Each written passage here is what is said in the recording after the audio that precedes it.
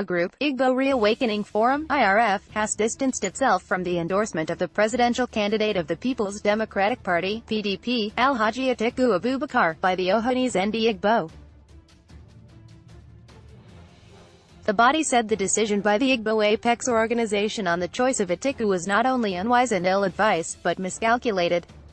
Addressing newsmen at the weekend during its national executive meeting in Aka, the chairman, National Working Committee of the group, Uche Ufiro, wondered what could have led to the decision, saying it would backfire at the end of the day. He regretted that it was only the Igbo extraction that always played such kind of politics among the three major ethnic groups in the country. He said, Ohaneze Ndigbo didn't start playing bad politics today.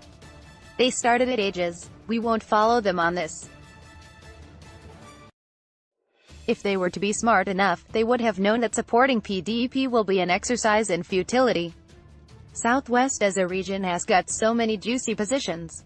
They have the VP, super ministries, FIRS, communications and several others. They just relinquished that of finance. It is only the Igbo that can have all these positions in their pockets and will still be gallivanting all over. The Yoruba people don't play that kind of politics. I don't know who the Ohaneze is allying with to make Atiku the president.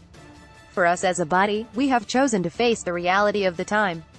According to Ufiro, the people of the region have been advised by several elder statesmen to vote for Buhari for easier and quicker shot at the presidency in 2023.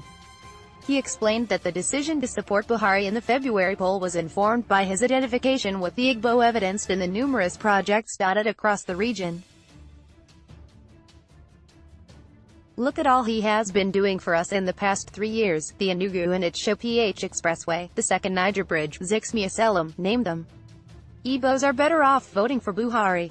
His first time in politics, he picked an Igbo man, Chuba Okadibo as running mate. Second time, Ume Ezioka.